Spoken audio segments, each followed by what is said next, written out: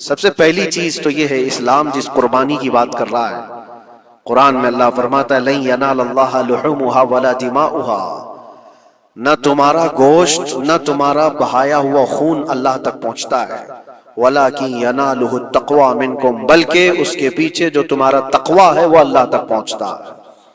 تمہاری نیت دیکھی جا رہی ہے، تمہارا اخلاص دیکھا جا رہا ہے، اسی لیے کہا گیا کوئی گوشت کھانے کی نیت سے قربانی کرتا ہے تو اس کی قربانی ہوگی ہی نہیں۔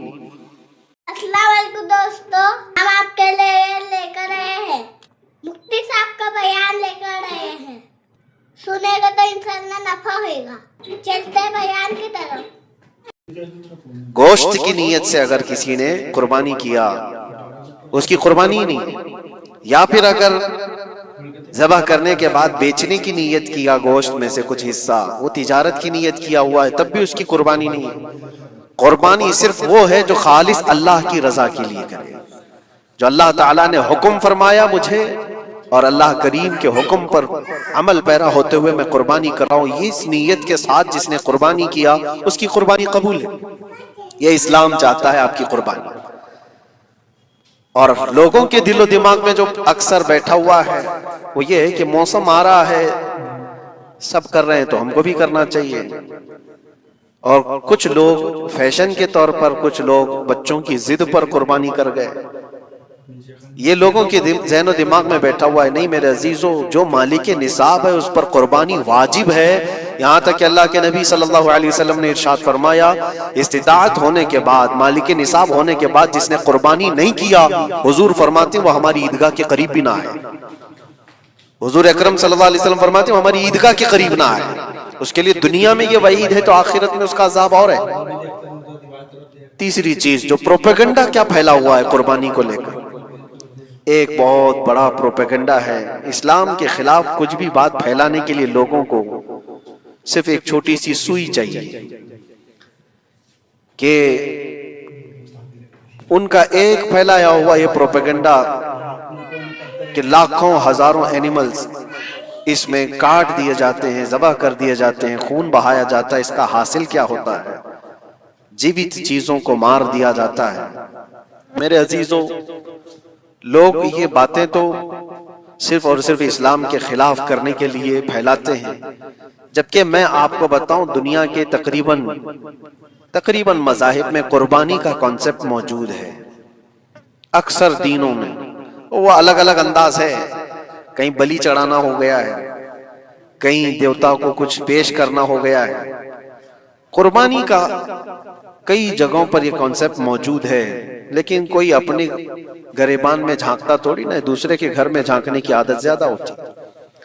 اسلام کی قربانی لوگوں کو نظر آتی ہے کہ مسلمان جتنا پریکٹیکل ہے اپنے دین پر، دنیا میں کوئی بھی اپنے دین پر اتنا پریکٹیکل نہیں ہے۔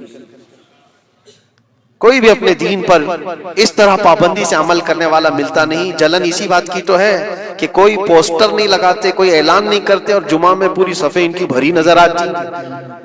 کون تمہیں پرچار کر کے جمعہ میں بلاتا ہے؟ وہ خالق کائنات کی طرف سے تمہارا جو لگاؤ ہے، وہ جو تمہیں کھینچ کر گھروں سے مسجدوں میں لاتا ہے۔ فتنوں کا دور ہے، اس کے باوجود جمعہ میں کوئی بھی مسجد ایسی نہیں ہوگی جو خالی پڑی ہوئی۔ مسلمان آج کے دور میں بھی اپنے دین پر عمل پیرا ہے، اور یہ تکلیف کا سبب بن جاتا ہے دوسروں کے لیے۔ اسی طرح قربانی کے ایام آتے ہیں تو کچھ ماڈرن خیالات والوں کو لا کر کے ہمارے درمیان پیش کیا جاتا ہے۔ وہ ایسی میٹھی میٹھی باتوں کے ذریعے سے تمہیں لبھانے کی کوشش کریں، اتنے پیسے خرچہ کرنے کے، 40,000 کا 50,000 کا بکرا لینے سے بہتر ہے کسی غریب کو مدد کر دیا جائے، کسی کا گھر بنا دیا جائے، کسی کا راشن پہنچا دیا جائے۔ میاں وہ سال بھر ہم کرتے ہیں الحمدللہ، قربانی کے دنوں میں ہی کیوں؟ اللہ کے نبی صلی اللہ تعالیٰ علیہ وسلم کی حدیث سن، حضور پاک صلی اللہ تعالیٰ علیہ وسلم فرماتے ہیں قربانی کے دن، یعنی ذی الحجہ کی 10، 11 اور 12، یہ 3 دنوں کے اندر حضور فرماتے ہیں کوئی عمل دنیا میں قربانی سے زیادہ اہمیت اللہ کے نزدیک نہیں رکھتا۔ کوئی عمل اللہ کو اس سے زیادہ پیارا نہیں ہے قربانی۔ اور ایک بات میں آپ کو بتاؤں، لوگ ہمیں ظالم کی شکل میں پیش کرتے ہیں کہ کاٹ دیتے ہیں، ذبح کر دیتے ہیں۔ ہم اپنی مرضی سے اگر کاٹیں، اپنی خواہش کے لیے کاٹیں تو حرام ہے۔ اور جس نے خود جان ڈالا ہے اس کے حکم پر کاٹے تو یہ حرام نہیں ہے، یہ اس کے حکم کی فرما برداری ہے۔ ایک بات یاد رکھو، جانور تو یہ بکرا ہو، بھینس ہو، اونٹ ہو، جن کی قربانیاں ہوتی ہیں یہ الگ، جو مچھلی کھاتے ہیں اس میں بھی اگر کوئی انٹرٹینمنٹ کے لیے شکار کرتا ہے کہ اپنی تفریح قلب کے لیے، تو اس مچھلی کا شکار کرنا بھی حرام ہے۔ ہاں، کھانے کی نیت ہے، تجارت کی نیت ہے تو مقصد کے تحت اگر مچھلی پکڑ رہا ہے تو اس کے لیے جائز ہے۔ اسلام یوں ہی کسی چیز کی جان لینا اور خون بہانے کا حکم نہیں دیتا، اللہ تبارک و تعالیٰ کا حکم ہے، اور اس نے کائنات کو جس انداز سے بنایا ہے، ان جانوروں کو اللہ تعالیٰ نے ہمارے کھانے کے لیے بنایا ہے، جس کی وجہ سے یہ قربان کیے جاتے ہیں۔ اور اگر میں کہتا ہوں سارے جانوروں کی قربانی بند کر کے دیکھ لو، پھر جانور ہی رہیں گے، تمہارا رہنا مشکل ہو جائے گا۔ اسلام کی یہ قربانیاں تو سال میں ایک مرتبہ ہوتی ہے نا، جو ایک دن کی جاتی ہیں، 10ویں ذی الحجہ سے 12ویں کو۔ اگر نوجوانوں میں ایک دعوت دیتا ہوں، جاؤ، آج تو اے آئی کا زمانہ ہے، کچھ بھی پوچھو تو لا کر کے تمہارے سامنے رکھ دے گا سارا ڈیٹا، ذرا یہ بھی ڈیٹا نکال کر کے دیکھ لو کہ سال بھر میں KFC میں کتنی چکن ذبح ہوتے ہیں، پوری دنیا بھر میں پر ڈے۔ میکڈونلڈ صرف چکن ہی نہیں بیچتا، گائے کا گوشت بھی بیچتا ہے پوری دنیا بھر میں، جس کو یہاں پر بھی بہت سینے سے لگا کر کے رکھے گئے ہیں، پوری دنیا بھر میں ان کا استقبال ہے، کیونکہ امریکن کمپنیاں ہیں، باپ دادا کی کمپنیاں ہیں، ان کو کوئی آنکھ نہیں دکھا سکتا۔ اور انٹرنیٹ کے ڈیٹا کے حساب سے پر ڈے 68,000 گائے تو میکڈونلڈ ذبح کرتا ہے، پر ڈے کی بات کر رہا ہوں، سال بھر کی نہیں۔ سال بھر ان کا ڈیٹا بہت زیادہ ہے، ملینز میں ہے، اور 1 بلین سے زیادہ چکن وہاں پر بھی قربان ہوتی ہیں جو فرائیڈ چکن کھاتے ہیں۔ یہ تو ایک کمپنی کی بات کر رہا ہوں، ایسی بہت ساری کمپنیاں ہیں۔ تو کبھی کسی نے یہ اعتراض کیا کہ یہ کمپنیاں اتنے جانوروں کو ذبح کرتی؟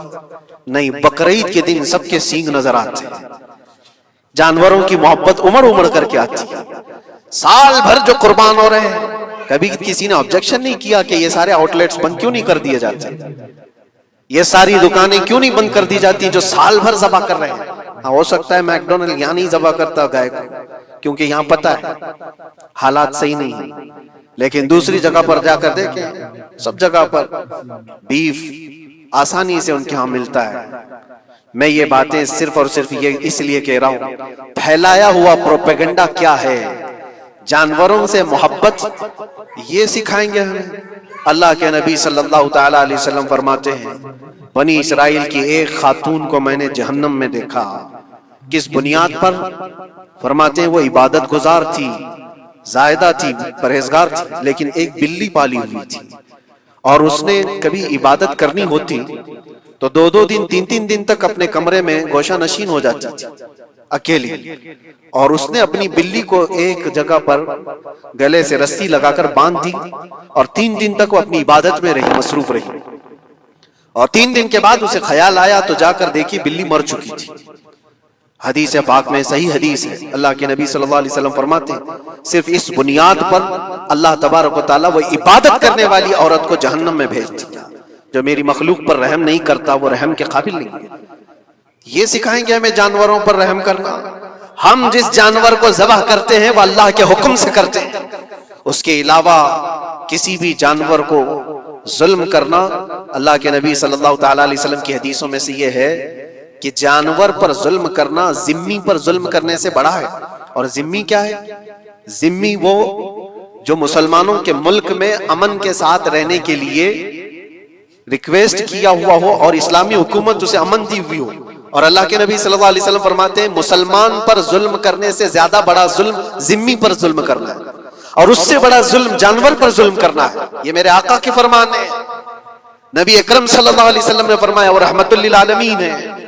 اور ایک بڑی بات میں آپ کو بتاؤں، جو یہ پھیلایا جاتا ہے کہ جانوروں پر ظلم، سیدنا امام غزالی رحمت اللہ تعالی علیہ کی بات میں پڑھ رہا تھا، حجت الاسلام، جن کی کتابیں پڑھ کر کے لوگ اللہ کے ولی بن گئے۔ امام غزالی کا نام سنا ہے؟ इतनी किताबें उन्होंने लिखा, तसव्वुफ के इमाम हैं, इल्म कलाम के इमाम हैं, मंतिक के इमाम हैं, फिक़्ह और तसव्वुफ के इमाम हैं, बेशुमार उलूम व फ़नून के दरिया बहाए हैं। उस हुज्जतुल इस्लाम इमाम गज़ाली रहमतुल्लाह अलैह के इंतकाल के बाद उनके भाई ने उनको ख्वाब में देखा और पूछा, आपके साथ अल्लाह ने क्या मामला फरमाया? इमाम गज़ाली फरमाते, अल्लाह ने मुझे बख्श दिया, मेरी लिखी हुई किताबें, मेरी इबादतें, हजारों को जो मैंने पढ़ाया वो शागिर्द, ये सारी चीजों की वजह से नहीं, बस एक काम की वजह से। पूछा वो कौन सा काम? कहा एक बार मैं किताब लिख रहा था और सियाही में कलम डुबो करके लिखा जाता था, और सियाही जो बनती थी वो फलों के रस से निकाल कर, और लकड़ी का कलम उसमें डुबो करके लिखा जाता था। तो मैं लिख रहा था कि एक मक्खी आकर सियाही पर बैठ गई। मैं अपना कलम रोक लिया कि हो सकता है वो प्यासी हो, पी कर चली जाए। काफी देर तक वो मक्खी उस सियाही पर बैठी रही, और पी करके जब वो उड़ गई तो फिर मैं अपना कलम चलाता रहा। ये बात तो जिंदगी में आई और गई, मैंने तो इसको छोटा समझा था, लेकिन मेरी मौत के बाद रब तबारक व तआला ने मुझे उठाकर फरमाया, जिसने मेरी छोटी मखलूक पर रहम किया, बस इस नेकी की बुनियाद पर मैं तुझे जन्नत अता करता हूं। एक जानवर पर रहम करने की बुनियाद पर, एक जानवर पर रहम करने की बुनियाद पर। और हदीस पाक में, सही हदीस पाक में ये भी है, एक तवाइफ थी जिसने मरते हुए कुत्ते को बचाया था पानी पिलाकर, और उस बुनियाद पर उसकी बख्शिश हो गई। तवाइफ थी और रहम किया जानवर पर तो उसकी बख्शिश हो गई। मैं इस्लाम की वो चीजें तुम्हें बता रहा हूं जो दुनिया तुम्हारे सामने ये चीजें लाने से आजिज है और कासिर है। यहां तक कि अल्लाह के नबी सल्लल्लाहु तआला अलैहि वसल्लम ने फरमाया, जानवर पर अगर तुमने जुल्म किया है तो जिस तरह से जुल्म करोगे क़यामत के दिन ये अपने सींगों के साथ, अपने खुरों के साथ उठेगा, और उसी तरह से उसका बदला भी दिलाया जाएगा। वो तुम्हें मारेगा क़यामत के दिन और बदला लेगा। ये भी हदीस पाक में। जानवर पर हमें उसके चेहरे पर मारने का हुक्म नहीं है, उसको उसकी ताकत से ज्यादा बोझ डालने का हुक्म नहीं है। अल्लाह के नबी सल्लल्लाहु तआला अलैहि वसल्लम के पास एक सहाबी आए, ऊंट पालते थे। कहा एक ऊंट बहुत सरकश हो गया है, और जब ऊंट सरकश हो जाता है किसी की खोपड़ी खींच लेता है, वो उसी वक्त सर को पकड़ लिया तो आदमी वहीं खत्म हो जाए। वो किसी के काबू में नहीं आ रहा था, हुजूर के पास आए। रसूल पाक सल्लल्लाहु अलैहि वसल्लम ने फरमाया, चलो मैं चलता हूँ, देखता हूँ। सहाबा कहते हैं हुजूर जब चलने लगे तो हमें खौफ हुआ, डर हुआ कि ये ऊंट बिदक गया है, सरकश है, कहीं कुछ नुकसान ना पहुंचा है। और तन्हा मेरे मुस्तफा सल्लल्लाहु अलैहि वसल्लम आगे बढ़ते चले गए। सहाबा कहते हैं हमें डर लग रहा था, लेकिन मेरे अजीजों वो रहमतुल लिल आलमीन है, सबकी रहमत बनकर आए। नबी पाक सल्लल्लाहु तआला अलैहि वसल्लम जब करीब गए तो ऊंट कोई सरकशी नहीं किया, कुछ नहीं। हुजूर पाक सल्लल्लाहु तआला अलैहि वसल्लम के चेहरे के पास अपना मुंह करता है और अपनी जुबान को चपड़ चपड़ चपड़ करते हुए अपनी जुबान हिला रहा है, और हुजूर पाक सल्लल्लाहु तआला अलैहि वसल्लम ऐसे सुनते जा रहे हैं जैसे किसी दानिश्वर की बात सुन रहे हैं। फिर नबी पाक सल्लल्लाहु अलैहि वसल्लम ऊंट के मालिक की तरफ मुतवज्जे हुए और कहा, यह ऊंट तेरी शिकायत कर रहा है, ये ऊंट तेरी शिकायत कर रहा है। ये सरकश इसलिए हुआ कि तू इसकी ताकत से ज्यादा बोझ इस पर डालता है और खाना इसको कम दिया करता है। क्या ये बात सही है? वो जो बद्दू थे, जो ऊंट के मालिक थे, उन्होंने चेहरा झुका लिया और कहा, वादा करता हूं हुजूर पाक सल्लल्लाहु अलैहि वसल्लम से कि उससे ज्यादा, उसकी ताकत से ज्यादा बोझ नहीं डालूंगा, और उसका चारा, उसके खाने का इंतजाम रोजाना किया करूंगा। नबी पाक सल्लल्लाहु अलैहि वसल्लम ने उस ऊंट की रस्सी पकड़ी और मालिक को दे दिया। फिर वो ऊंट उसी तरह ताबेदार होकर निकल पड़ा। ये इस्लाम में मेरे आका सल्लल्लाहु तआला अलैहि वसल्लम का आदल तो देखो, उनकी ताकत से ज्यादा का बोझ डालने का हुक्म नहीं है। और दुनिया ये प्रोपेगेंडा फैलाई हुई है कि यहाँ जानवरों को काटा जाता है। जो ज़िबाह करने का हुक्म है वो अल्लाह के हुक्म से है। मेरे रब तबारक व तआला ने खुद जान डाली, हमारी जान का भी वही मालिक है, जानवरों के जान का भी वही मालिक है। अगर अल्लाह का हुक्म ना होता तो हमें चूंटी मारने की भी इजाजत नहीं, अल्लाह का हुक्म ना होता तो हमें किसी को भी कुर्बानी करने की इजाजत नहीं होती। ये रब तबारक व तआला का हुक्म है, तो जाहिर सी बात है हम अल्लाह के बंदे हैं। रब तबारक व तआला जानवरों की कुर्बानी का हुक्म दिया, इसलिए हर साल बकरीद में मुसलमान कुर्बानी करते हैं। अगर अल्लाह चाहे तो अपने बेटों की कुर्बानी का भी हुक्म दे दे, और दिया है रब तआला ने, और वो भी करके दिखाया सैयदना इब्राहीम अलैहिस्सलाम। अल्लाह तबारक व तआला अगर हुक्म दे तो क्या तुम ऐसे मुसलमान नहीं हो? मुसलमान का मतलब होता है सर झुकाने वाला अल्लाह के हुक्म के आगे। ये नहीं पूछेगा कि क्यों है और कैसे है। मुस्लिम कहते हैं अपना सर झुका दिया अल्लाह की बारगाह में, उसके हुक्म के आगे। अल्लाह तबारक व तआला हमारी जानों का मालिक है। اگر وہ چاہتا تو ہماری قربانی کا حکم دیتا، ہمارے اولاد کا، لیکن رب تبارک و تعالیٰ نے یہ سنت ابراہیمی پر پوری دنیا کو ثواب دینے کے لیے جانوروں کی قربانی کا حکم عطا فرمایا۔ میرے آقا صلی اللہ تعالیٰ علیہ وسلم کے پاس ایک صحابی حضرت زید بن ارقم آئے اور پوچھا یہ قربانی کیا ہے میرے آقا؟ حضور اکرم صلی اللہ علیہ وسلم نے فرمایا جس جانور کی قربانی کرو گے اس کے ہر بال کے بدلے تمہیں اللہ ایک نیکی عطا فرمائے گا۔ جتنے اس کے جسم میں بال ہوں گے ہر بال کے بدلے اللہ تمہیں ایک نیکی عطا فرمائے گا۔ اور حضور اکرم صلی اللہ تعالیٰ علیہ وسلم نے یہ بھی ارشاد فرمایا کہ تم جانور کا انتخاب اچھا کرو، اس لیے کہ کل بروز قیامت پل صراط پر یہ تمہاری سواری بن کر آئے گا جس پر بیٹھ کر تم جنت میں جا رہے ہو گے۔ اور لوگ یہ بھی پوچھتے ہیں ہم نے ایک بار قربانی کی ہے تو وہاں سواری کون سی والی آئے گی؟ یہ بھی ملتا ہے روایت میں، تم نے اپنی زندگی میں جو سب سے پہلے قربانی کی اس پر سوار ہو گئے، لیکن ہر سال کی قربانی والے جانور بھی سواری بن کر تمہارے ارد گرد آئیں گے، وہ سب ہوں گے، تم انتخاب کرو جس پر سوار ہونا چاہو۔ اسی لیے قربانی میں عیب والے جانور کی قربانی جائز نہیں، لنگڑا ہو، لولا ہو، کان کٹا ہوا ہو۔ کیوں جائز نہیں ہے؟ دنیا تو یہ سمجھتی ہے کٹنے والا جانور وہ ہونا چاہیے جو ریجیکٹڈ ہو، جس کو کاٹا جا رہا ہے وہ دنیا میں کام کے لائق نہ ہو، اس کو کاٹنا چاہیے۔ دنیا کا یہ کانسیپٹ ہے، دنیا کا تصور یہ ہے۔ لیکن نہیں، اگر کوئی اپنے استعمال کے لیے کاٹ رہا ہوتا تو میں کہتا ہاں ریجیکٹڈ مال کاٹ لو، لیکن ذبح جو ہم کرتے ہیں قربانی میں وہ اپنے لیے نہیں، وہ رب ذوالجلال کے لیے ہے۔ اس لیے بندہ یہ دیکھے میں اپنے رب کی حضور کیا پیش کر رہا ہوں۔ تم اگر کوئی ہدیہ تحفہ خریدنے جاتے ہو اپنے کسی عزت دار شخص کے لیے تو انتخاب سوچ سمجھ کر کے کرتے ہو کہ جس کو میں دینے جا رہا ہوں یہ کتنا ویلیو والا ہونا چاہیے، کتنا عزت والا ہونا چاہیے، اور جو رب تعالیٰ کی بارگاہ میں پیش کر رہے ہو اس کا بھی آپ خیال رکھو۔ اس لیے لوگ کام چلانے کی باتیں تو بہت کرتے ہیں۔ قربانی کے متعلق کچھ باتیں ہیں جو مجھے آج عرض کرنی تھی، اس لیے میں نے آج اس موضوع پر آپ سے خطاب کیا۔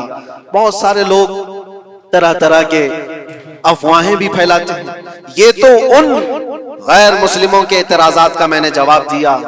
دنیا بھر میں ہمارے اوپر الزام کہ یہ لاکھوں جانوروں کو ایسی ذبح کر دیتے، کاٹ دیتے ہیں، لیکن میرے عزیزو یہی وہ دنیا ہے جو ایک طرف تو جانوروں کی حمایت اور محبت کی بات کرتی ہے اور دوسری طرف ان کے بڑے بڑے ملٹی نیشنل کمپنیاں جانوروں کو بے دریغ ذبح کرتے ہیں، قتل کر رہے ہیں اور کھانے میں بھی استعمال کر رہے ہیں۔ اور صرف اتنا ہی نہیں، سارے جانوروں کی کھالیں، لیدر کی بیگ، لیدر کے جوتے، لیدر کے بیلٹ، لیدر کی ٹوپیاں، لیدر کے جاکٹ سب بنا کر کے دنیا پہن رہی ہے اور قیمتی چیزوں میں اس کو شمار کیا جاتا ہے۔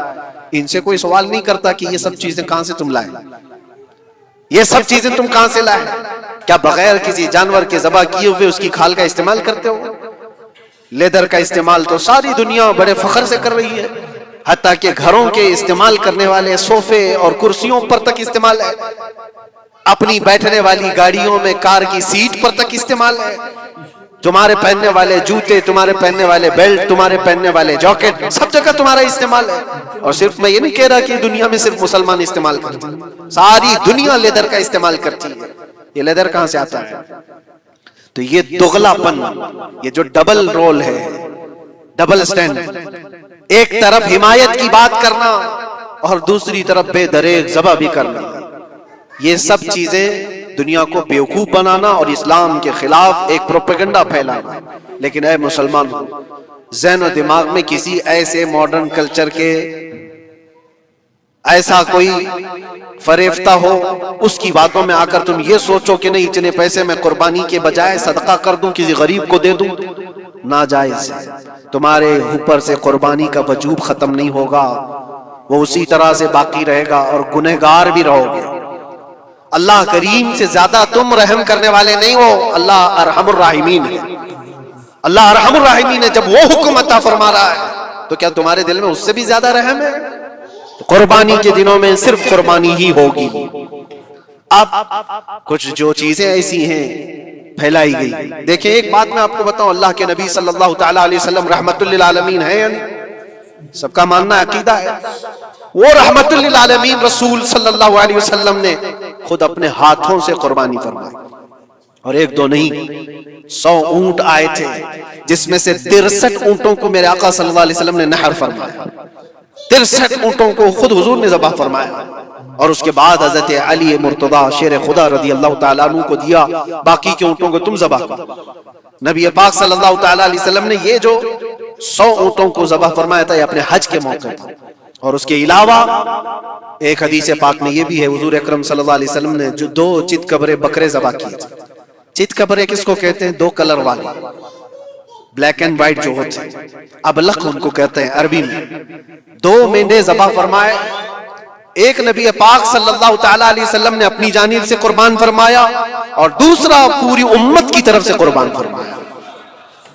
یہ رسول پاک صلی اللہ تعالیٰ علیہ وسلم کے، اسی لیے تو میں عرض کرتا ہوں میرے عزیزو، ہمارے امام نے سچ کہا، جو نہ بھولا ہم غریبوں کو رضا، یاد اس کی اپنی عادت کیجئے۔ قربانی سال میں 1 مرتبہ ہو رہی ہے، رسول پاک صلی اللہ تعالیٰ علیہ وسلم قربان کر دیتے اپنے نام سے، وہ تو کیا ہی، لیکن قیامت تک آنے والی اپنی امت کی طرف سے بھی خود اپنے ہاتھ سے قربانی فرمائے۔ آج امت یہ پوچھتی ہے میرے عزیزوں، قربانی کے لیے 1400 سال پہلے تمہارے رسول نے تمہاری جانب سے قربانی کی، اور اللہ نے جس کو استطاعت دی، جس کو طاقت دی، میں یہ چاہتا ہوں کہ تمہارے اوپر جو قربانی واجب ہے اپنی قربانی کرو، ساتھ میں ایک اور قربانی میرے مصطفیٰ کی طرف سے کرو، حضور اکرم صلی اللہ علیہ وسلم کی طرف، جبکہ ان کے احسان کا بدلہ پوری امت نہیں ادا کر سکتی، لیکن ہم ہدیہ تشکر کے طور پر اپنی طرف سے پیش کر سکتے ہیں۔ اور کچھ لوگوں نے یہ سمجھ رکھا ہے، ایک بکرا لے کر کے آتے ہیں، پورے گھر والوں کی طرف سے قربانی، ایک بکرا پورے گھر والوں کی طرف سے قربانی۔ میرے عزیزو، بکرا ایک آدمی کی طرف سے ہی قربان ہوگا جو مالک نصاب ہے۔ گھر میں اگر 4 لوگ مالک نصاب ہیں تو چاروں پر قربانی ہے، شوہر پر بھی، بیوی پر بھی، بیٹے پر بھی، جو مالک نصاب ہے۔ مالک نصاب کا مطلب کیا ہے آپ جانتے ہیں؟ جس کے پاس 52.5 تولہ چاندی یا 7.5 تولہ سونا یا اس کے برابر کی قیمت ہو، دونوں میں سے کسی ایک کے برابر کی قیمت ہو۔ اس زمانے میں آپ کیلکولیٹ کر لو 52.5 تولہ چاندی کی قیمت کیا ہو سکتی ہے۔ اتنی اگر تمہارے پاس رقم ہے، اتنی مالیت ہے تمہارے پاس، تو تم مالک نصاب ہو اور تمہارے اوپر قربانی واجب ہے۔ قربانی تمہارے اوپر واجب ہے، اور قربانی واجب ہونے کے لیے سال بھر پیسے ہونا ضروری نہیں، قربانی کے دنوں میں اگر وہ مالک نصاب ہوا تب بھی اس پر واجب ہے۔ زکوٰۃ کا حکم الگ ہے، قربانی کا حکم الگ ہے، اور پورے گھر کی طرف سے ایک بکرا قربان کیا تو کسی کا بھی نہیں ہوا۔ اگر 4 لوگ گھر میں رہتے تھے اور چاروں کی طرف سے ایک بکرا ذبح کیا اور چاروں کا نام لیا گیا ہے تو کسی کے نام سے قربانی نہیں ہوئی، کیونکہ پرٹیکولر ایک ہی کی طرف سے قربانی ہو سکتی ہے۔ ہاں، بڑے جانور میں 7 حصے ہو سکتے ہیں، وہ اونٹ ہوا یا بیل بھینس، یہ جو بڑے جانور ہیں ان جانوروں میں 7 حصے ہو سکتے ہیں، اور ان میں شریک ہونا جائز ہے۔ لیکن 7 لوگ جو شریک ہو رہے ہیں ان کے لیے بھی شرط ہے، کوئی ایک بندہ بھی اس میں غلط عقیدے والا بھی نہ ہو اور گوشت کی نیت سے شریک نہ ہوا ہو، بلکہ سب قربانی کی نیت سے آئے ہوں تو سب کی قربانی ہوگی۔ یہ خیال بھی رہے، ضروری ہے۔ اب حالات ایسے آ گئے کہ سب کے لیے ایک بکرا لینا اگر طاقت کے بھر نہیں ہے، استطاعت نہیں ہے، تو وہ بڑے جانور میں حصہ لے سکتے ہیں جہاں پر یہ قربانیاں ہو رہی ہیں، شریک ہو سکتے ہیں۔ کچھ لوگوں نے یہ پروپیگنڈا بھی پھیلایا ہے ہمارے درمیان میں سے کہ بڑے کی قربانیاں جو ہوتی ہیں اجتماعی قربانیاں، یہ جائز نہیں ہے، آدمی کو اپنی قربانی کے وقت سامنے ہونا ضروری ہے۔ ایسی باتیں پھیلائی گئی ہیں۔ میں آپ کو حدیث پاک سناتا ہوں۔ اللہ کے نبی صلی اللہ تعالیٰ علیہ وسلم نے ارشاد فرمایا حضرت فاطمہ سے، کہا ہے فاطمہ اپنی قربانی کے وقت سامنے رہو، قربانی کے خون کا قطرہ زمین پر گرنے سے پہلے اللہ تعالیٰ تمہارے پچھلے سارے گناہ معاف فرمائے گا۔ حدیث پاک ہے، لیکن ساتھ میں دوسری حدیث یہ بھی ہے، نبی پاک صلی اللہ تعالیٰ علیہ وسلم نے اپنی قربانی کا وکیل حضرت علی کو بنایا تھا کہ اپنی نیابت دے دی کہ میری طرف سے تم قربانی کرو۔ اس طرح سے جو مسلمان استطاعت نہیں رکھتا خود کرنے کی، وہ اپنی جانب سے کسی دوسرے کو وکیل بنا سکتا ہے، شرعاً جائز ہے۔ کسی کو بھی وکالت دی جا سکتی، نیابت دی جا سکتی ہے، میرے طرف سے تم قربانی کرو۔ جیسے کہ گھر میں کوئی عورت مالک نصاب ہے، اگر یہ حکم ہوتا کہ عورت خود جا کر کے کرے تو کہاں سے کرتی؟ عورت کسی کو وکیل بنا سکتی ہے، اپنے شوہر کو کہہ دی یا کسی کو دے دیا پیسے کہ میری جانب سے تم قربانی کرو، یہ جائز ہے بالکل۔ جن لوگوں نے یہ پروپیگنڈا پھیلایا ہے ہمارے درمیان میں کہ قربانیاں نہیں ہوتی، وہ جاہل لوگ ہیں، پڑھے لکھے لوگ نہیں۔ شرعی مسائل کو جانے بغیر اس طرح کی باتیں عوام الناس میں، عوام المسلمین میں پھیلانا یہ گناہ ہے۔ ہاں اس بات کو یاد رکھیں، جو وکیل ہے قربانی کا اس کے اوپر ذمہ داری ہے کہ وہ جتنے لوگوں کی قربانی کر رہا ہے جانور شریعت کے مطابق کا لے، عیب دار جانور کی قربانی نہ کرے، لاغر ہو، کمزور ہو، سینگ ٹوٹا ہوا ہو، کان کٹا ہوا ہو، پیر کٹا ہوا ہو، دم کٹی ہوئی ہو، یا اتنا کمزور کہ چل نہیں سکتا، کھڑا نہیں ہو سکتا، ایسا عیب دار جانور نہ لے۔ یہ وکیل کی ذمہ داری ہے جو سب کی طرف سے قربانی کر رہا ہے۔ اور دوسری چیز، عیب کس کو کہتے ہیں؟ عیب کس کو؟ کان میں اگر سوراخ ہے تو وہ مکروہ ہے لیکن قربانی ہے اس کی۔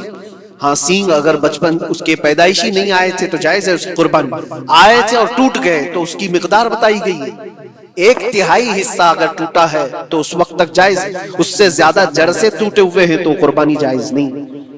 کوئی پیر پورا کٹا ہوا ہے، دم پوری کٹی ہوئی، یہ عیب میں آتا ہے۔ عیب دار جانور کی قربانی جائز نہیں، یہ وکیل کرے گا، نہیں کرے گا تو وہ گنہگار ہے۔ لیکن اس کا مطلب یہ نہیں ہوتا کہ اجتماعی قربانی جائز ہی نہیں، جائز ہی نہیں۔ ایسی باتیں کیوں پھیلائی جاتی ہیں؟ حدیث پاک میں ملتا ہے کہ نیابت اور دوسرے کو وکالت دینا جائز ہے۔ اب کچھ لوگ یہ بھی پھیلاتے ہیں کہ قربانی کے جو حصے لیے جاتے ہیں، گوشت دیا جائے تو اس کی قیمت الگ ہوتی ہے، گوشت نہ لو تو اس کی قیمت الگ ہوتی ہے، سب پھیلی ہوئی چیزیں ہیں۔ اس کا ریزن بھی پتہ کرنا چاہیے، ایسی بغیر علم کے بات کرنے سے۔ 4000 5000 روپے کا ایک حصہ آتا ہے اگر شہر میں کوئی بڑا جانور ذبح کرے، کیونکہ مہنگا ملتا ہے بیل، اور باہر جب جا کر کے کوئی ذبح کر رہا ہے تو وہی ایک حصہ 1500 روپے میں 2000 میں ہو جاتا ہے۔ تو کچھ لوگوں کو یہ غلط فہمی پھیلائی جاتی ہے کہ یہ لوگ کرتے ہی نہیں ہیں اور ایسی پیسے وصولتے ہیں، ایسا نہیں۔ دور دراز کچھ علاقے ایسے ہیں، بنگال ہے، اڑیسہ ہے، اور بھی کئی علاقے بہار کے، جہاں پر بڑے جانور نہایت ہی سستے دام میں ملتے ہیں، بلکہ وہاں پر جانوروں کی قیمت صرف 5000 6000 اور 10000 کے نیچے ہوتی ہے، بڑے جانوروں کی جو ہم نے دیکھے ہیں۔ وہاں جا کر کچھ تنظیمیں قربانی کرتی ہیں، اگر وہ صحیح طریقے سے شریعت کے مطابق جانور لے کر کے کر رہے ہیں تو کوئی حرج نہیں، چاہے وہ 200 روپے حصے میں بھی کرتا ہو، کوئی حرج نہیں۔ قیمت میٹر نہیں کرتی، جانور میٹر کرتا ہے، قیمت چاہے جتنی بھی ہو رہی ہو۔ اس چیز کو آج وضاحت کرنا ضروری تھا، اس لیے میں نے آپ کے سامنے بیان کیا۔ غلط فہمیوں میں نہ پھیلے، غلط فہمیاں نہ پھیلائیں، خود بھی بچیں۔ ہاں افضل کیا ہے؟ افضل تو یہ ہے کہ اللہ نے تم پر واجب کیا، تم جاؤ اپنے ہاتھ سے کرو، تم جاؤ، کیونکہ حدیث پاک میں ملتا ہے کہ تم اپنے ہاتھ سے قربانی کرو اگر طاقت رکھتے ہو، اس کے خون کا قطرہ گرنے سے پہلے تمہارے پچھلے سارے گناہ اللہ معاف فرمائے۔ یہ افضل ہے۔ یہ ساری باتیں تھی جو عید قربان سے ریلیٹڈ تھی۔ اللہ کریم ہم سب کو اس کی رضا کے لیے قربانی کرنے کی توفیق عطا فرمائے۔ لیکن ساتھ میں ایک بات یہ بھی یاد رکھیں، جب بندہ قربان کر رہا ہوتا ہے تو اس کے اندر یہ نیت بھی ہو، جیسے سیدنا ابراہیم علیہ الصلوۃ والتسلیم کو اللہ تعالیٰ نے کیا فرمایا تھا؟ 4 پرندے لو، ان کو ذبح کرو، ان کے سر اپنے پاس رکھو، ان کا قیمہ بنا کر 4 پہاڑوں پر رکھاؤ، اور پھر ان پرندوں کا نام لے کر کے بلاؤ، وہ زندہ ہو کر کے آ جائیں گے۔ کیونکہ ابراہیم علیہ السلام نے اللہ سے پوچھا تھا کہ اللہ تم مرنے کے بعد لوگوں کو زندہ کیسے کرتا ہے، میں دیکھنا چاہتا ہوں۔ تو رب تعالیٰ ان کو پریکٹیکل دکھانا چاہ رہا تھا کہ جاؤ ٹھیک ہے ذبح کرو 4 پرندے اور ان کا قیمہ بنا دو، سر ان کے اپنے پاس رکھ لینا، اور ان کا قیمہ 4 پہاڑوں پر رکھ کر آؤ، اور پھر آ کر ان سروں کے پاس کھڑے ہو کر ان پرندوں کے نام لے کر بلاؤ، وہ آ جائیں گے۔ ابراہیم علیہ السلام نے اسی کیا، 4 پرندے لیے تھے۔ کیا کیا لیے تھے آپ کو میں بتاؤں، ایک مرغا تھا، ایک کوا تھا، ایک کبوتر تھا، اور ایک مور تھا۔ پرندوں کے نام یاد رکھ لیں، کوا ہے، مرغا ہے، کبوتر ہے اور مور ہے۔ چاروں کو ذبح کیا، ان کے سر اپنے پاس رکھے اور جسم کے سب قیمہ بنا دیا، اور 4 جگہ پر مکس کر کے ان کو رکھا ہے۔ پھر آ کر یہاں کھڑے ہوئے اور پکارا ان پرندوں کا نام لے کر، اللہ کے حکم سے آ جاؤ۔ وہ قیمہ ہوا میں اڑا، جسم بنا، اور ویسی بغیر سر کے اڑتا ہوا آیا اور اپنے اپنے سر سے جڑ کر کے وہ زندہ پرندہ ہو گیا۔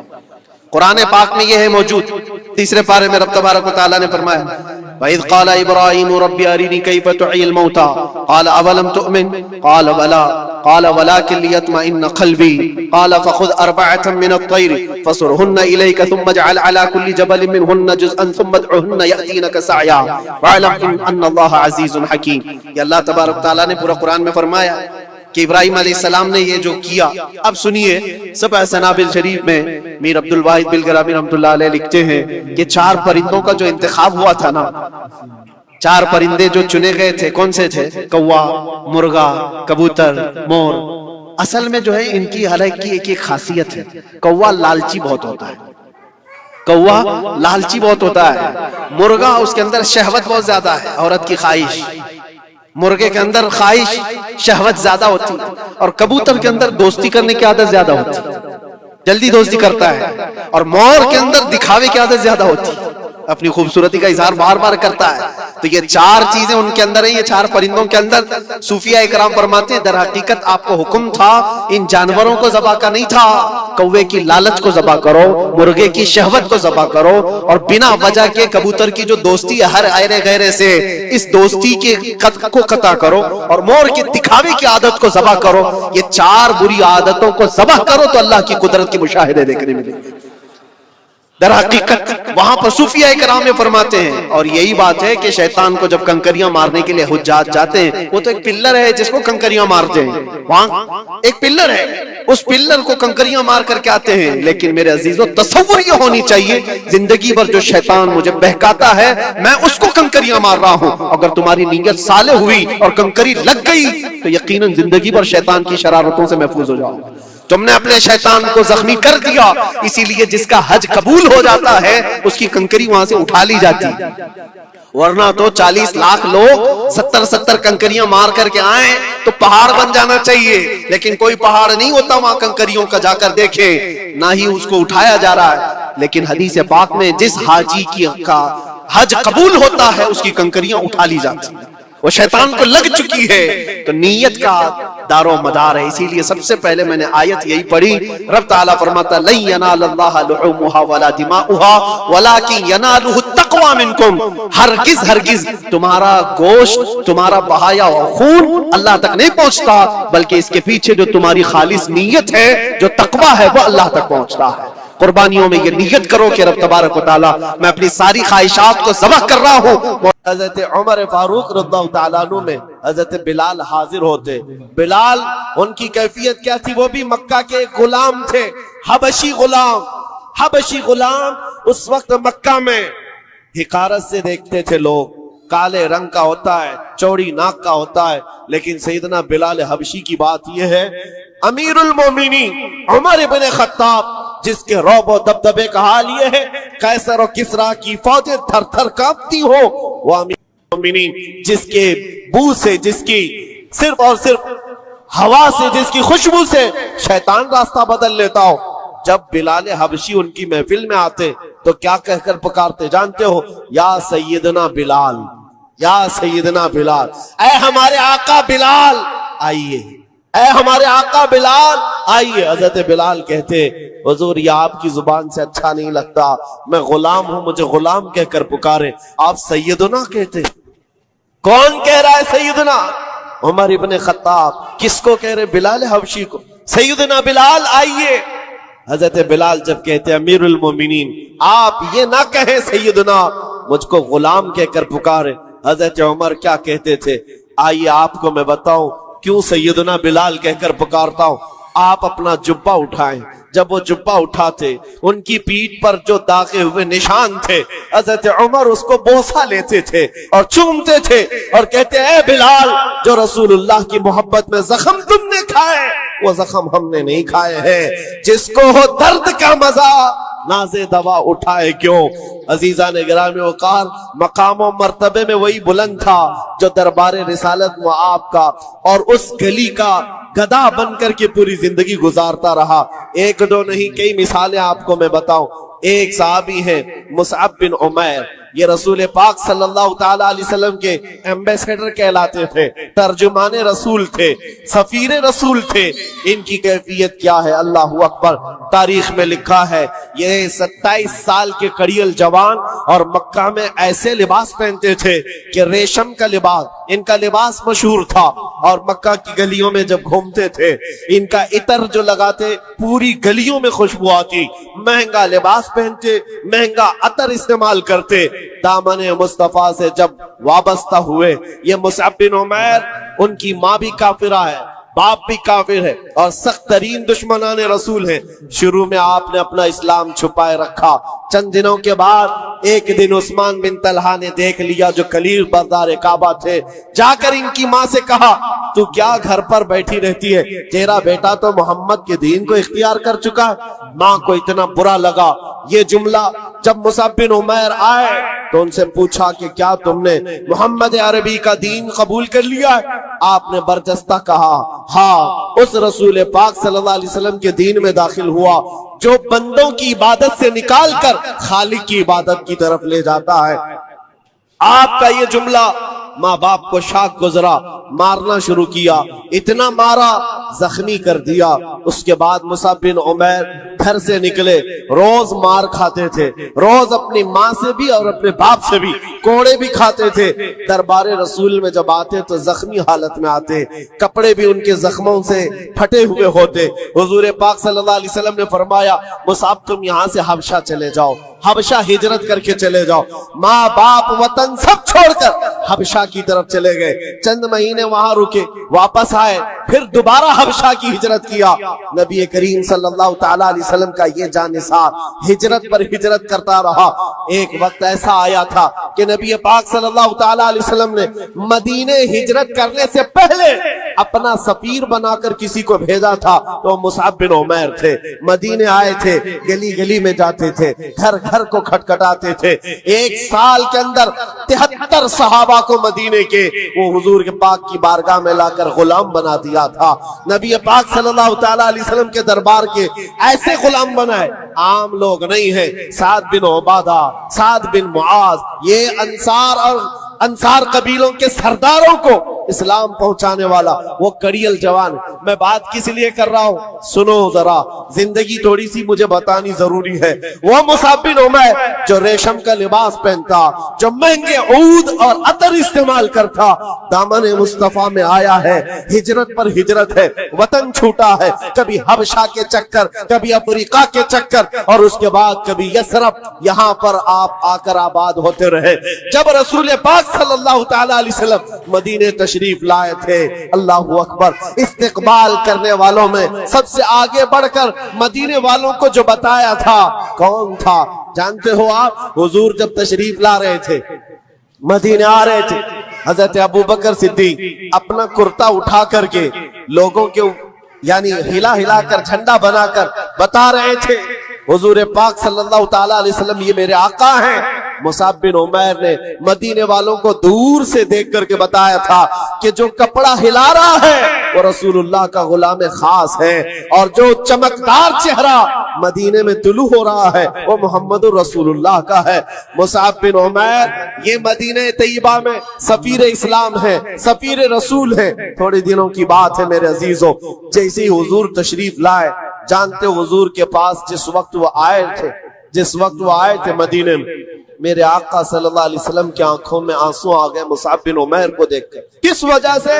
सहाबा कहते हैं मुसअब बिन उमैर के पूरे जिस्म में पहनने के लिए कोई कपड़ा नहीं था, एक बकरी की खाल को लपेट करके उस पर कांटे लगा लिए थे, बकरी की खाल, और जगह जगह से वो भी फटी हुई है। वो पहन करके हुजूर के बारगाह में आए। मेरे आका सल्लल्लाहु अलैहि वसल्लम उन्हें देखकर रो पड़े। लोगों से कहा, जानते हो ये मेरा मुसअब, ये मक्का की गलियों में जब चलता था, इसके अतर की खुशबू पूरी गलियों में होती, सबसे महंगा लिबास पहनता, रेशम का लिबास पहनने वाला मुसअब बिन उमैर। आज बकरी की एक खाल में अपना जिस्म छुपा रहा है। अजीजान गिरामी वकार, सारी ऐश की जिंदगी तर्क किया था सिर्फ इसी गली के लिए। फिर के गली गली तबाह, ठोकरें सबकी खाई क्यों, दिल को जो अक्ल दे खुदा तेरी गली से जाए क्यों। नबी रहमत सल्लल्लाहु ताला अलैहि वसल्लम ने अपनी चादर उठाकर उनको अता की थी और उस चादर को लेकर जिंदगी भर गुजारते रहे। जब जंगे ओहद का मौका आया, बदर में शरीक रहे, ओहद में आए, सुनो उस मुसअब बिन उमैर की जिंदगी बता रहा हूं। नौजवानों, तुम्हें ऐसा लगता है जिंदगी की ऐश यही असल है? तुम आज अगर एक वक्त का खाना नहीं मिलता तो चिढ़ जाते हो, तुम्हारी पसंद के कपड़े नहीं मिलते, घर छोड़कर भाग जाते हैं। कुछ लड़कियां तो आज ये कहती है मेरा बाप मुझे क्या दिलाता है, ये आज 6 महीने का जो उसका फ्रेंड बना है ये उसको अच्छे खासे कपड़े दिला रहा है। ये सब तो आज मेयार बना हुआ है जीने का। उस मुसअब बिन उमैर की जिंदगी सिर्फ इसलिए बता रहा हूं, ऐश व इशरत को तर्क किया था उस रसूल पाक सल्लल्लाहु ताला अलैहि वसल्लम की गुलामी में। जानते हो ओहद के मैदान में एक वक्त ऐसा आया कि शैतान ने अफवाह गरम कर दी थी कि मोहम्मद रसूलुल्लाह का इंतकाल हो गया सल्लल्लाहु अलैहि वसल्लम। माअज़ल्लाह, जैसी ये खबर फैली, सहाबा कराम की 2 जमातें हो गई। 2 जमातें कैसे? बाद साहबा ने कहा आप तलवार उठा करके क्या करेंगे, चलो मदीने वापस चलते हैं। हुजूर पाक सल्लल्लाहु ताला अलैहि वसल्लम का अगर इंतकाल हो गया, विसाल हो गया है, तो क्या करेंगे? कुछ तो तलवार उठाने को ये कहकर छोड़ दिए, और लेकिन दूसरी जमात ये थी जो ये कह रहे थे कि ठीक कहा तुमने, रसूल पाक सल्लल्लाहु अलैहि वसल्लम के पास उनके बाद तलवार उठाकर करना क्या है।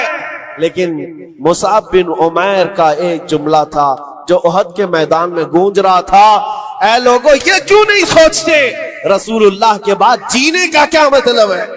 अगर रसूलुल्लाह नहीं है तो फिर जी कर के मतलब क्या, उठाओ तलवार। तो ये चंद लोगों की जो जमात की सिपह सालारी कर रहे थे उस वक्त मैदान में, मुसअब बिन उमैर झंडा हाथ में पकड़ा था। कुमैया नाम का एक दुश्मन उनके गोंडे से तलवार से मोंढे को काट दिया, कंधे से हाथ काट दिया। झंडा रसूलुल्लाह का जिसके हाथ में है वो हाथ का कट जाना, गोया कि झंडा नीचे आ जाए।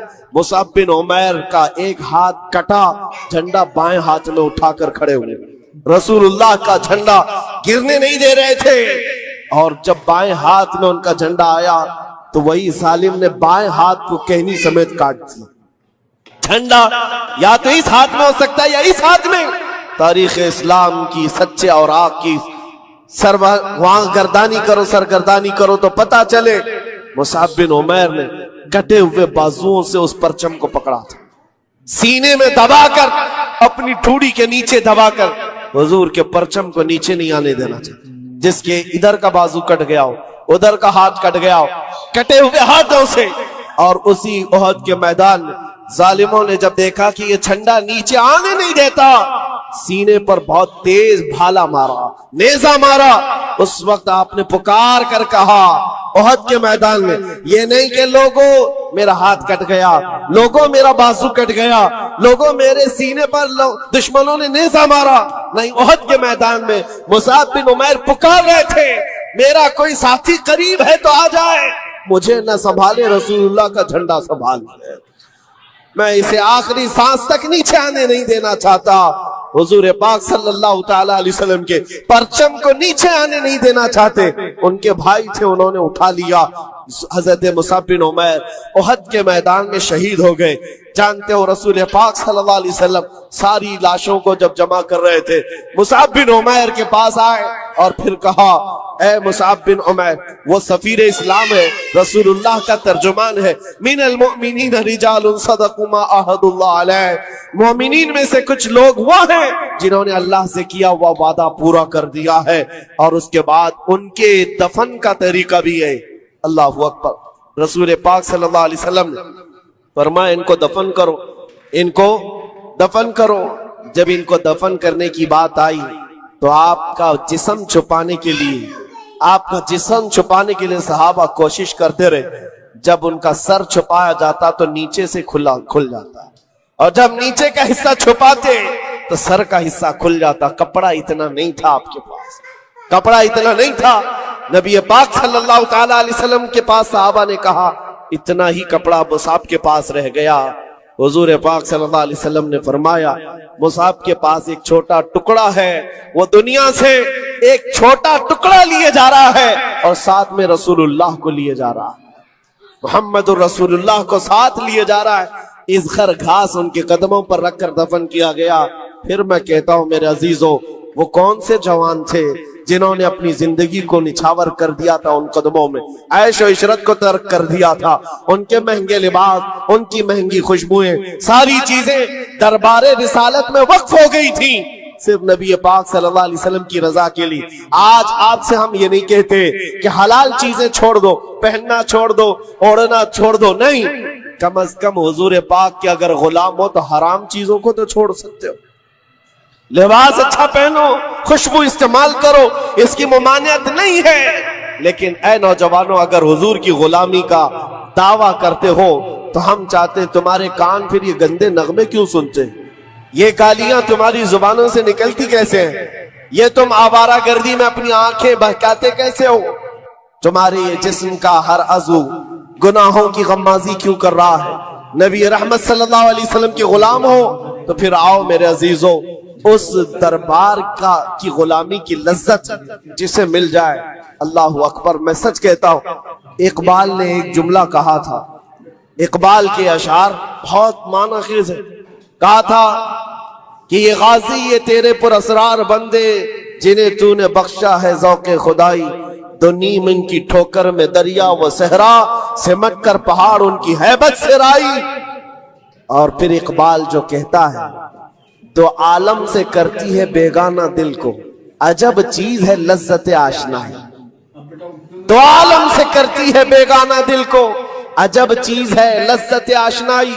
जिसको हुजूर पाक की आशनाई की लज्जत मिली है, पूरी दुनिया से उसे बेखबर कर देती।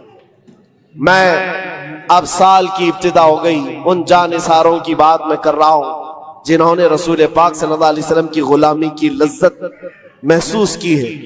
उहद के मैदान में जाने से पहले दो गहरे यार, बहुत गहरे दोस्त क्या दुआ कर रहे हैं बताऊं आप? साद इब्न अबी वक्कास, अब्दुल्ला बिन जहश, ये दो नाम याद रखना है नौजवानों, जिनको कहते हैं ना जिगरी यार, उठना बैठना साथ में, खाना पीना साथ में, रात को चलना फिरना साथ में, कहीं कुछ मशवरे करना हो साथ में।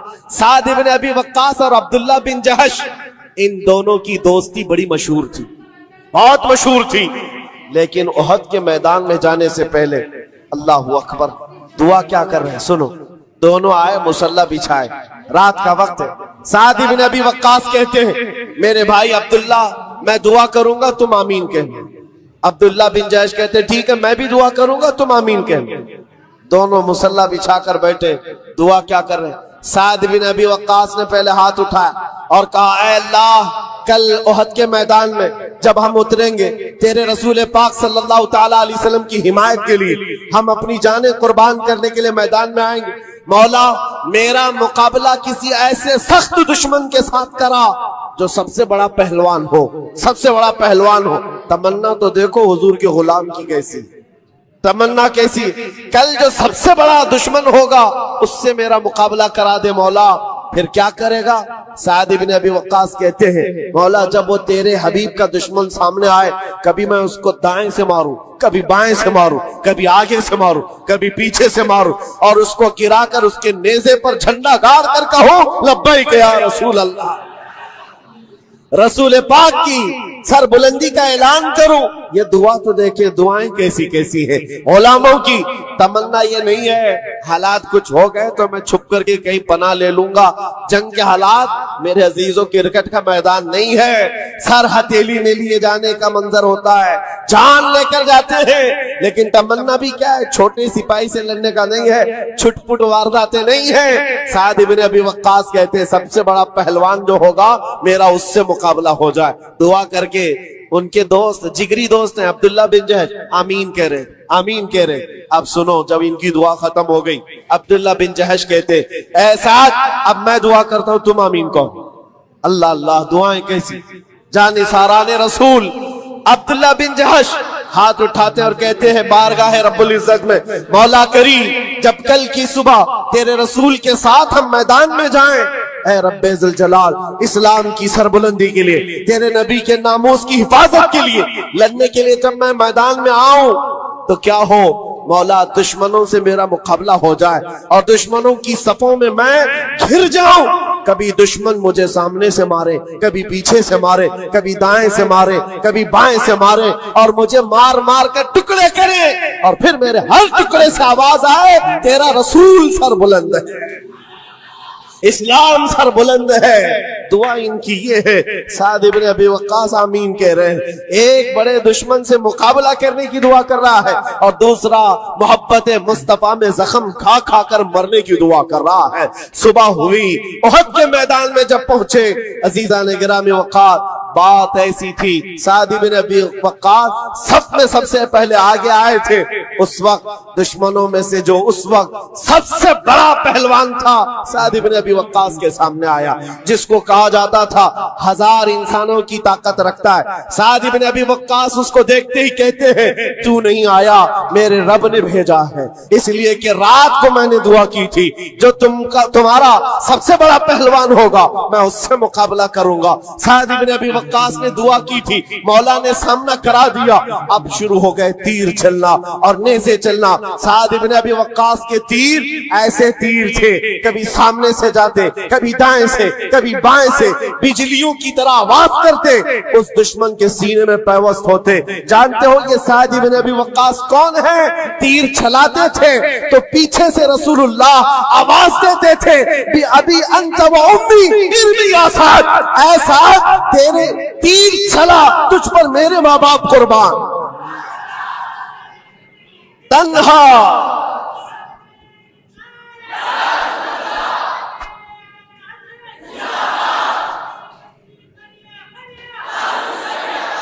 تنہا سعد ابن ابی وقاص کی ذات ہے جس کو میرے رسول نے فرمایا، ساری دنیا کہتی ہے یا رسول اللہ آپ پر میرے ماں باپ قربان، لیکن سعد ابن ابی وقاص وہ ہیں جس کو اللہ کے رسول کہتے ہیں سعد تیر چلا میرے ماں باپ تجھ پر قربان۔ اور جس کو رسول اللہ یہ فرمائے پھر ان کے تیروں کی آواز کا کیا کہنا، تیروں کے نشانوں کا کیا کہنا۔ جب سنگ سنگ چلتے تھے دشمن کے خیمے میں کھلبلی مچ گئی، تھوڑی ہی دیر گزری تھی، ان کے سامنے آیا ہوا دشمن ایسا گرا کہ اس کے جسم پر سعد ابن ابی وقاص کے لگائے ہوئے نشان موجود تھے۔ پھر آئے اپنے خدا سے کیے ہوئے دعا کے مطابق دائیں سے بھی مارا، بائیں سے بھی مارا، آگے سے پیچھے سے، پھر سینے میں جھنڈا گاڑ کر کہا رہے گا یوں ہی ان کا چرچا رہے گا، رہے گا یوں ہی ان کا چرچا رہے گا، پڑے خاک ہو جائیں چل جانے والے، مٹ گئے مٹتے ہیں مٹ جائیں گے آدھا تیرے، نہ مٹا ہے نہ مٹے گا کبھی تو گھٹائے سے کسی کے، یا رسول اللہ نہ گھٹا ہے نہ گھٹے گا جب بڑھائے تجھے اللہ تعالیٰ تیرا۔ سعد ابن ابی وقاص کی دعا تو قبول ہو گئی اور آپ نے رحمان کا شکر ادا کیا۔ جنگ کا میدان ہے اور گہما گہمی ہے، گھمسان کی جنگ ہوتی ہے، کون کہاں ہے کس کو خبر ہے، لیکن جگری دوست تھے عبداللہ بن جہش کی یاری ان کے ساتھ بڑی مشہور ہے۔ جیسے ہی شام ہو رہی تھی ڈھونڈنے لگے میرا جگری یار دکھتا نہیں، عبداللہ بن جہش کہاں ہے؟ میرے عزیزوں صحابہ نے بتایا سعد بن ابی وقاص کو کہ افسوس ہے تمہارے عبداللہ بن جہش کی شہادت ہوگی۔ پوچھا کیسے؟ کہا وہ جب لوگوں میں مشہور ہو گئی تھی افواہ کہ رسول اللہ کا قتل ہو گیا، عبداللہ بن جہش نے ادھر ادھر کچھ نہیں دیکھا، دشمنوں کے نرغے میں دوڑتے ہوئے چلے گئے اور ایسے اندھا دھند ان سے لڑتے رہے، نہ وہ پیچھے کی طرف دیکھتے، نہ کدھر، نہ ادھر نہ ادھر۔ دشمنوں نے گھیر لیا عبداللہ بن جہش کو، دائیں سے مار رہے تھے، بائیں سے مار رہے تھے، سامنے سے مار رہے تھے، پیچھے سے مار رہے تھے۔ عبداللہ بن جہش کے جسم کے 80 ٹکڑے کر دیے گئے تھے اور ایک ایک ٹکڑے کو رسیوں میں پیرو کر کافروں نے ہار بنا کر پہن لیا تھا۔ یہ عبداللہ بن جہش کے ساتھ ہوا۔ سعد بن ابی وقاص نے خبر سنی، آپ دیدہ ہو گئے، کہا اے لوگوں رب ذوالجلال کی اس محبت پر قربان، اس نے کل میری بھی سن لی، میرے دوست کی بھی سن لی، اس کی بھی دعا قبول, میری بھی دعا قبول. سنو جو کہنا ہے میرے عزیزوں, اس واقعے سے مجھے کہنا کیا تھا.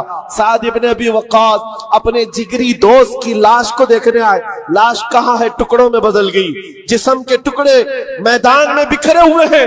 قریب آئے, ان ٹکڑوں کو اٹھایا, اپنے جگری دوست کے جس کے ساتھ اٹھنا بیٹھنا ہے, بہت قریبی یاری ہے, ٹکڑوں کو اٹھایا, ہاتھ میں رکھا, دیکھا ٹکڑے ابھی گرم ہے, گوشت گرم ہے, ہل رہا ہے.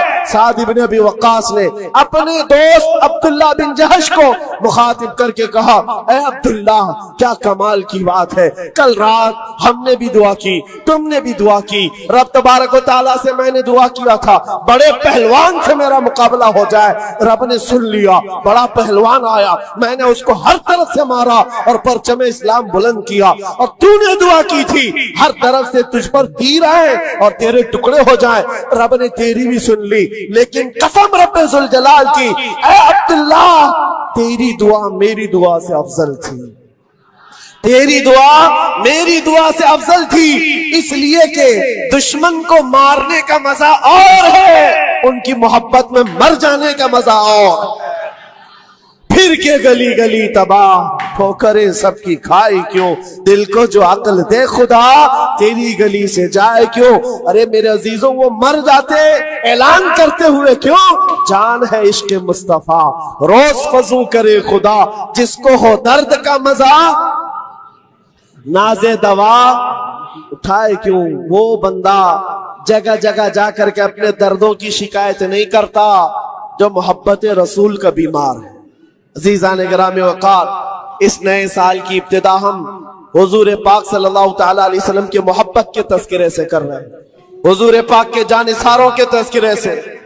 اللہ کریم, یہ 2024 کی جو ابتدا ہوئی میرے عزیزوں, عجیب سی بات ہے, 24 آیا ہے لیکن 12 لوگوں کے ساتھ. 24 کا سال شروع ہوا ہے, لیکن ہم الحمدللہ دعا یہ کرتے ہیں کہ رب تبارک و تعالیٰ اس نئے سال میں ہماری ابتدا عشق مصطفیٰ کے ساتھ فرمائے, محبت مصطفیٰ کے ساتھ فرمائے.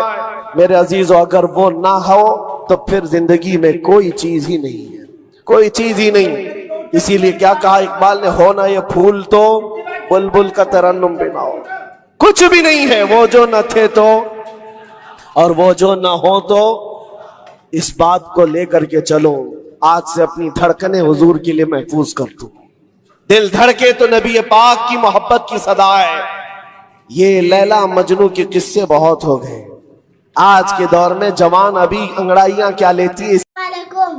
اب حضرات کو یہ بیان اچھا لگا ہوئے گا, بیان اچھا لگا ہوئے گا تو ویڈیو کو لائک کریں, چینل کو سبسکرائب کریں اور پیارا سا کمنٹ کریں, اور پھر بعد میں ملتے ہیں. اللہ حافظ.